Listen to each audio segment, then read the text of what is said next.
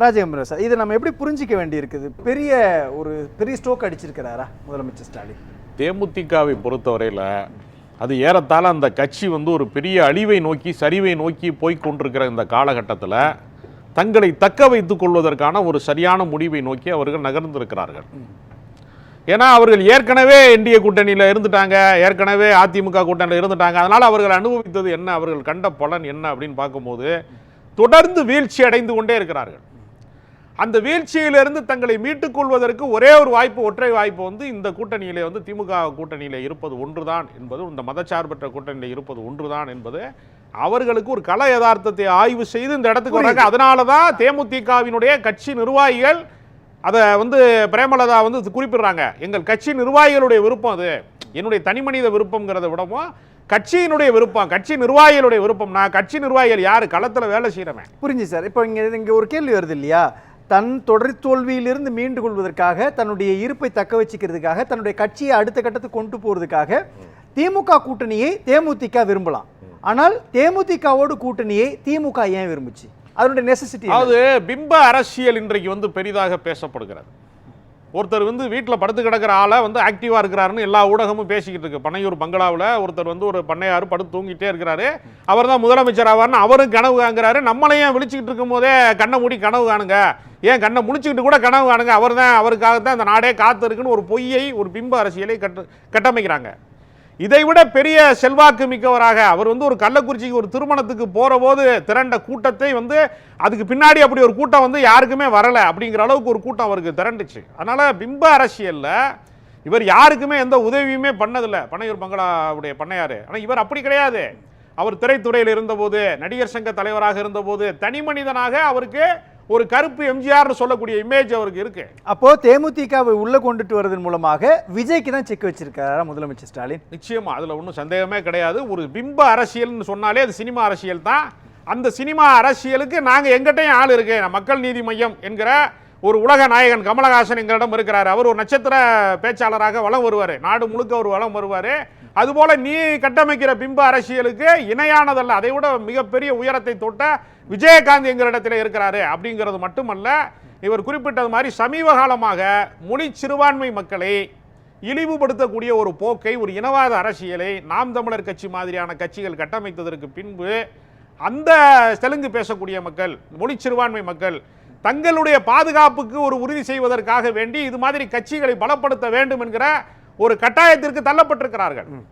விஜயகாந்த் ஜாதி கட்சி நடத்தினாருன்னு நான் சொல்ல மாட்டேன். ஆனால் இன்றைக்கு இருக்கக்கூடிய அரசியல் சூழல் அந்த மாதிரியான தெலுங்கு மொழி பேசக்கூடிய மக்கள், அந்த மாதிரியான வாக்கு வங்கி என்பது தென் மாவட்டங்களிலே இவர் பின்னால் திரண்டு நிற்கக்கூடிய, இந்த கட்சிக்கு பின்னால் திரண்டு நிற்கக்கூடிய ஒரு கள யதார்த்தத்தை விருதுநகரில் மாணிக் தாகூரை தோற்கடிப்பதற்கு வரைக்கும் ஒரு கடைசி ரவுண்ட் வரைக்கும் வந்துகிட்டே இருந்து அப்புறம் தான் முன்னிலையில் விஜய பிரபாகரன் தான் இருந்தார்.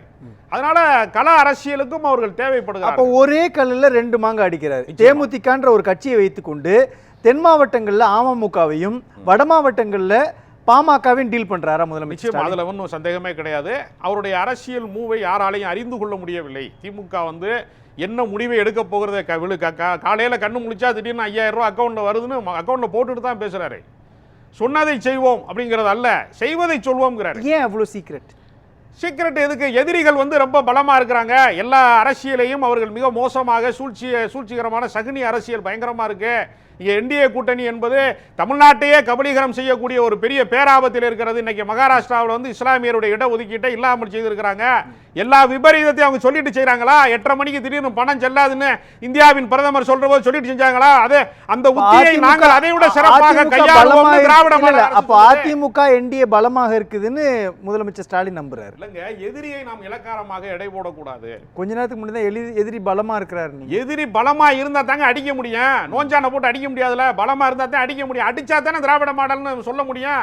நீங்க மதவாத அரசியலை நாங்கள் மதச்சார்பற்ற அரசியலின் மூலமா வென்று காட்டுவோம்ங்கிறதுக்கு அவர் பல உத்திகளை கையாளுகிறார். அதை எதிரிகளால கணிக்க கூட முடியும். சரிங்க, நான் இப்படி கேட்கிறேன். இப்ப தேமுதிக திமுக கூட்டணி சாத்தியமானதில் அதிமுகவுக்கு என்ன பாதகம்? அதிமுகவில் இப்போ சேருவதற்கு அணிகளே இல்லை. ஒருத்தரை மிரட்டி கூட்டு போனீங்க, அவர் தேர்தலில் போட்டியிடவே இல்லைங்கிறாரு. டிடிவி தினகரன் சொல்றாரு, நான் தேர்தலில் போட்டியிட மாட்டேன் அப்படிங்கிறாரு. ஜி கே வாசனும் சொல்றாரு, நான் இந்த சட்டப்பேரவை தேர்தலுக்கு பக்கம்லாம் வரவே மாட்டேன் அப்படின்னு அவர் சொல்றாரு. பாரிவேந்தர் நான் வரமாட்டேங்கிறாரு. ஆனா பிரேமலதா நான் போட்டிடுவேங்கிறாங்க. இதுல அப்ப வந்து யாருக்கு வெற்றி வாய்ப்பு இருக்கோ அவங்க தான் களத்துக்கு வருவாங்க. நம்ம டயத்தை வேஸ்ட் பண்ண வேணாம், எனர்ஜியை வேஸ்ட் பண்ண வேணாம்னு சொல்லக்கூடிய அளவுக்கு டிடிவி தினகரன் வந்து நான் களத்துக்கு வரமாட்டேன்னு சொல்றாருனாலே அங்க என்ன சிக்கல் இருக்குங்கிறத கல யதார்த்தம். அது ஏன்னா நீங்க சிபிஐ மூலமா மிரட்டி கூட்டிட்டு வந்தீங்க, அமலாக்கத்துறை மூலமா மிரட்டி கூட்டிட்டு வரீங்க, வருமான வரித்துறை மூலமா மிரட்டி கூட்டிட்டு வரீங்கன்னா அது மக்கள் கூட்டணியை எப்படி மாறும்? இது வந்து நீங்க அழுத்தத்தின் வழியாக ஒரு கூட்டணியை நீங்கள் அமைத்திருக்கிறீர்கள். நீங்க அமித்ஷாவுக்கும் தமிழ்நாட்டுக்கு வந்து பெரிய என்ன தொடர்பு இருக்கிறது? தமிழ்நாட்டினுடைய நலன் சார்ந்து பாஜக எதையுமே செய்யவில்லை என்று தமிழர்கள் அதிருப்தியில் இருக்கிற போது அதை எதுக்கு சனி போனம் தனியா போகாதுன்ற மாதிரி ஒரு கோழியை கட்டி கூட்டிட்டு போறாங்கல்ல, அந்த மாதிரி தேவையில்லாம வந்து சுமக்க வேண்டிய நிலைமைக்கு அதிமுக வலிமையான கட்சி, வெகுஜனங்களுக்கான கட்சி, அந்த கட்சியை டேமேஜ் பண்றதுக்கு நீ அதிமுக கூட்டணின்னு சொல்லாம என்டிஏ கூட்டணி என்று சொல்வதன் மூலமாக எடப்பாடியை வீழ்த்துகிறார்கள். பாஜக உள்ள இருந்து வேலை செய்யறாங்க, உள்ளிருந்து வந்து அது உடம்பு உள்ள இருந்து நோய் கிருமிகள் கொள்ளும்ல, அது மாதிரியான ஒரு சூழல் இருக்கிறது. பாஜக கூட்டணியும் அதிமுகங்கிறது பொருந்தாத கூட்டணி. அதனால அந்த பக்கம் திசை பக்கம் போறதுக்கு ஆள் இல்ல. அதனால தேமுதிக கல யதார்த்தத்தை புரிந்து கொண்டு வெளியேறி இருக்கிறாங்க. 2021 தேர்தல் நிலவரத்தை எடுத்து பார்க்கிறப்போ இன்றைக்கு இருக்கக்கூடிய அதே கட்சிகள் தானே அவங்கள்ட்டையும் இருக்கிறாங்க. 10 வருடத்திற்கான அதிமுக ஆட்சியின் மீதான அதிருப்தி, தூத்துக்குடி துப்பாக்கி சூடு சம்பவம், அது இல்லாமல் கொரோனா விஷயம், பல அம்சங்கள் இருக்கும் பொழுது கூட 75 இடங்களை அதிமுக கூட்டணி ஜெயிக்குது இல்லையா? ஏறக்குறைய இன்னைக்கு இருக்கக்கூடிய அதே ஸ்டேட்டஸும் அதே தானே. 2016 தேமுதிக, 2021 அமமுகவும் தேமுதிகவும் ஒரு அலைன்ஸ்ல இருக்கிறாங்க. எனக்கு அதே டீமோட தானே அவங்க ஃபோர்ஸா இருக்கிறாங்க. இது எப்படி நீங்க இமேஜோட இருக்கிறாங்களா? அதே வந்து அவர் அதாவது அதிமுக என்கிற கட்டமைப்பு, அந்த கட்சியினுடைய நிர்வாகம், அந்த கட்சியினுடைய வெகுஜன பரப்பு, அது வந்து ஒரு வாக்கு சதவீதத்தை அப்படியே தக்க வைத்திருக்கிறது.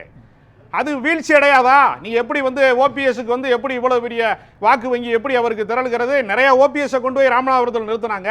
அப்பயே அவர் 3.5 லட்சம் ஓட்டுகள் பெறாருன்னா அதிமுக பழைய வலிமையோடு இருக்கிறது என்பதை எப்படி நம்ப முடியும்? தேமுதிக பழைய வலிமையோடு இருக்குதா? 2006ல 8.4% வாங்கின தேமுதிகவுடைய நிலையும் இன்றைக்கு ஒன்றா? மாப்பிளைய பத்தி பேசிட்டு இருக்கீங்க, நீங்க துணை மாப்பிளைய பத்தி கேட்டுட்டு இருக்கீங்க. துணை மாப்பிளை என்ன சட்டை ஓட்டானாங்க? அவர் சும்மா சாதா சட்டையே போடலாம், அவர் வந்து நல்ல சட்டை. ஏன் அந்த துணை மாப்பிளைய திமுக தன்னை நம்பி தேர்தல் நிக்குதா? தோழமை கட்சிகளை மட்டுமே இல்லைங்க, காங்கிரஸ் நம்பி தேமுதிகவை நம்பி கிடையாது. தேமுதிகவும் இருந்தால் கூடுதல் பலம், காங்கிரஸ் இருந்தால் கூடுதல் பலம், அப்படித்தான் திமுக நினைப்பார்களே தவிர திமுக ஒரு வலிமையான கட்சி. கடந்த காலத்துல ஒருவேளை நீ யார் வண்டியில ஏறினாலும் சரி ஏறலைனாலும் சரி நான் வண்டி போயிட்டே இருக்கும் தேர்தலில் நான் எப்படி புரிஞ்சுக்குவா? ஒருவேளை தேமுதிகவை அழைக்காம இருந்தோம்னா அவங்க எங்க அதிமுக கூட போயிட்டு கூட்டணியை வலுப்படுத்திடுவாங்களா, அல்லது அவங்க தாவேகா கூட போயிட்டு ஒரு கூட்டணி உருவாயிடுச்சு அப்படின்ற ஒரு ஃபார்முலா உருவாயிடும், அந்த அச்சம் இருக்குதா முதலமைச்சருக்கு? கூட்டணி தாங்க அவங்களுக்கு தேவை. அவங்க தொடர் தோல்வியில் இருக்காங்க. அவங்க கடைசியில் அந்த நாடாளுமன்ற தேர்தலில் கூட பிரேமலதா ஒரு சின்ன பையன் அவனை ஜெயிக்க விடாம பண்ணிட்டாங்கன்னு சொன்னாங்க. அப்ப இதெல்லாம் சின்ன பையலா பெரிய பையலாங்கிறதல்ல. தேர்தல் அரசியல் ஓட்ட பந்தயத்தில் யாராவது கூட ஓடி வரவேன் பாவமா இருக்கு அப்படின்னு சொல்லி முன்னாடி ஓட விடுவாங்களா? தேர்தல் ஜனநாயகத்தில் வெல்ல முடியவில்லை. வாக்கு சதவீதம் 0.5% கீழாக போன சட்டப்பேரவை தேர்தலில் கீழே இறங்கிருச்சு. விஜயகாந்த் மறைந்த அனுதாப அலையிலே கூட நீந்தி கரை சேர முடியவில்லை விஜய பிரபாகரன். அப்ப அவங்க யோசிக்கிறாங்க, இந்த அப்ப மோடி வந்து பார்க்கிறாரு, அமித்ஷா வந்து பார்க்கிறாரு, எடப்பாடி வந்து பார்க்கிறாரு, யார் வந்து பார்த்தாலும் தமிழ்நாட்டு அரசியலிலே ஸ்டாலின் ஆதரவு இருந்தால்தான், திமுக ஆதரவு இருந்தால்தான் இந்த கட்சியை காப்பாற்ற முடியும். 2016 சட்டமன்ற தேர்தலில் மாற்றம் முன்னேற்றம் அன்புமணி அப்படின்ற ஒரு கோஷத்தை பிரதானப்படுத்தி பேசும்பொழுது கடுமையான விமர்சனங்களை அதிமுக மேல அன்புமணி முன்வைக்கிறார். அதே அன்புமணி 2021 சட்டமன்ற தேர்தலில் அதிமுக கூட்டணியோடு வரும்பொழுது கடந்த காலங்களில் அவர் என்னென்னலாம் பேசினாரோ அதெல்லாம் ட்ரால் செய்யப்படுது இல்லையா? இப்போ தேமுதிகவுக்கும் அதே நிலை உருவாகும் இல்லையா? திமுக குறித்து பிரேமலதா பேசின பேச்சோ அல்லது விஜயகாந்த் பேசின பேச்சோ அதிமுக சார்பாக ட்ரால் செய்யப்பட்டுச்சுன்னா அது அவங்களுக்கு பலகீனத்தை உருவாக்காதா? இல்ல விஜயகாந்தை வந்து ஏதாவது ஒரு கொள்கையின் அடையாளமா பார்க்க முடியுமா? தனிப்பட்ட மனிதராக அவர் வந்து பண்பு மிக்கவர், எல்லாரையும் உபசரித்தாரு, உணவு கொடுத்தாரு, வாய்ப்பு கொடுத்தாரு, அப்படித்தான் பேசுவாங்களே தவிர ஒரு கொள்கையின் அடையாளமாக அவரை சித்தாந்தத்தின் அடையாளமா பார்க்க முடியும்? அவரும் தன்னை திராவிட கட்சி தான் சொல்லிருக்காரு. திராவிட கட்சிலாம் ரைட்டுங்க, அவர் ஏதாவது ஒரு சித்தாந்தத்தை வலிமையாக பேசுறாரு. திராவிட சித்தாந்தம் தான் சொல்றாரு. திருமாவளவன் ஒரு சித்தாந்தத்தை பேசுறாரு. அந்த மாதிரி பேசுறாரு. அவருடைய பையனுக்கு பிரபாகரன் பேர் வச்சிருக்காரு சார்.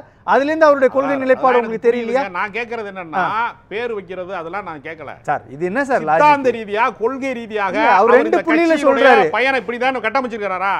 அப்படி கிடையவே கிடையாது. அவர் பேசினதெல்லாம் அன்னைக்கு யதார்த்தமா எடுத்துக்குவாங்க, அப்படித்தானே தவிர. அப்ப அவருடைய திருமணம் யார் தலைமையில் நடந்துச்சு? மறைந்த முதலமைச்சர் கருணாநிதி தலைவர். கலைஞர் தலைமையில தான் நடந்துச்சு. அவர் கலைஞருடைய திரையுலக எழுத்து பயணத்திற்கான ஒரு பெரிய விழாவை அவர் தான் மெரினா கடற்கரையில் எழுதுகோல் வழங்கினார்னு நினைக்கிறேன். தங்கப்பேனா ஏதோ கொடுத்தாரு. அந்த மாதிரி ஒரு பெரிய விழாவை அவர் தான் ஆர்கனைஸ் பண்ணாரு. அப்ப கலைஞரின் பற்றாளராகத்தான் அவர் முதல்ல அவருடைய பொது வாழ்க்கை அரசியல் என்பது ஒன்று இருந்திருக்கும் என்றால், அந்த நற்பணி மன்றத்தினுடைய அரசியல் என்று ஒன்று இருந்திருக்கும் என்றால், அது முழுக்க முழுக்க கலைஞர் சார்புடையதுதான். புரட்சி கலைஞர் அப்படிங்கிறதுலேயே அவர் எம்ஜிஆரை புரட்சிங்கிறதையும் கலைஞருங்கிறது கருணாநிதி அவர்களை மனதில் வைத்துதான் அந்த பெயரை வைத்தார்கள்னு கூட அவங்க விளக்கம் சொல்லியிருக்காங்க. அதனால அவர் கலைஞருடைய ஃபாலோவர் தான். அதனால தான் அவர் இறந்ததுக்கு அவர் அரசியல் பகைமை பாராட்டியா இருந்தாரு. அவருடைய கல்லறையை தேடி அவராலே நடக்க முடியாதப்போ போய் அந்த கல்லறையில் போய் அவர் கலங்குறாருன்னா அவங்களுக்குள்ள ஒரு சென்டிமெண்ட் இருக்கு. அதனால விஜயகாந்தை பொறுத்த இந்த நெரேட்டிவ் தான் செட் கொள்கை ரீதியாக இல்ல ராஜ்யம் இந்த எடுத்துட்டு விஜயகாந்தினுடைய அந்த இழப்பு அவருடைய வாக்கு வங்கி விஜய் என்னுடைய அண்ணன் அப்படின்ற இடத்துட்டு இருந்து அதை எடுக்கும் பொழுது அப்படி அந்த வாக்கு வங்கி தாவேகாவுக்கு போகக்கூடாது, அது திமுகவுக்கு வரணுன்ற ஒரு கால்குலேஷன் போட்டிருக்காங்களா? அவருடைய மகன் விஜயகாந்த் மகன் சண்முக பாண்டியன் நினைக்கிறேன், ஒரு திரைப்பட நடிகர். அவருடைய படத்து ப்ரொமோஷனுக்கு விஜய் வரமாட்டேங்கிறாரு, ஃபோன் எடுக்க மாட்டேங்கிறாருன்னு இவங்க பிரேமலதா பேசியிருக்கிறாங்க. அதனால அந்த குடும்பத்துக்கும் இவங்களுக்குமான உறவு என்பது கடந்த கால கதை. இப்போ எல்லாம் நிகழ்காலத்தில் அதெல்லாம் ஒன்றுமே கிடையாது. அதனால ஏற்கனவே அவங்க கட்சியே கரைஞ்சிக்கிட்டு கிடக்கு, கடைசி நிலையில் இருக்கு. அது ஐசியூல இருக்கு, இப்பதான் ஜெனரல் வார்டுக்கு மாத்திருக்காங்க. அதனால அந்த அரசியல்ல போய் ஏற்கனவே செய்ப்போமா தோப்போமான்னு தெரியாம தற்கொலை பாற மாதிரி இருக்க தாவேகாவோட போய் பிரேமலதா கூட்டணி போவாங்களா? அவங்க எவ்வளவு தொடர் தோல்வியில் இருக்கிறாங்க. கட்சியை மீட்க வேண்டிய இடத்துல அவங்க இருக்கிறாங்க. அவங்க கல்லூரியை வித்துக்கிட்டு கட்சியை என்ன செய்யறது தெரியாம வச்சிருக்க இந்த கடைசி நேரத்தில் திமுக அவர்களை காப்பாற்றி இருக்கிறது. அதன் மூலமாக அவர்களுடைய வாக்கு வங்கி திமுகவுக்கு கூடுதல் பலத்தை சேர்த்து இருக்கிறது. ரொம்ப சுருக்கமா இல்லை, காங்கிரஸுக்கு செக்கு வைத்ததா சொல்லி கொண்டாலும் காங்கிரஸையும் திமுக கைவிடாது. ஒருபோதும் அவங்க அந்த கூட்டணியை உடைப்பதற்கு அவங்க இது பண்ண மாட்டாங்க. மார்ச் 8ஆம் தேதி ஒரு மிகப்பெரிய அளவில் ஒரு பெரிய கூட்டத்தை ஏற்பாடு செய்தது. ராகுல் காந்தி வரவிருப்பதாக ஒரு தகவல் இருக்கிறது. அதனால் காங்கிரஸ் திமுக கூட்டணியில் இருக்கக்கூடிய உரசல் என்பது நீரடித்து நீர் விலகாதுங்கிற மாதிரியானதானே தவிர அது அதற்கு மேலேலாம் அதில் ஒன்றும் பகையெல்லாம் கிடையாது, நட்பு முரண் தான். அதனால் எந்த வகையிலையும் எல்லா வகையிலையுமே ஏறுமுகமாக தொடர்ச்சியாக இந்த கூட்டணி தான் வலுப்பெற்று கொண்டே இருக்கிறது. தேமுதிக வந்தது கூடுதல் பலம். இன்னும் பல கட்சிகள் வருவதற்கு திமுகவின் கதவை தட்டி கொண்டிருக்கிறது. வெற்றி முகத்திலே திராவிட மாடல் அரசு 2வது முறை ஆட்சி.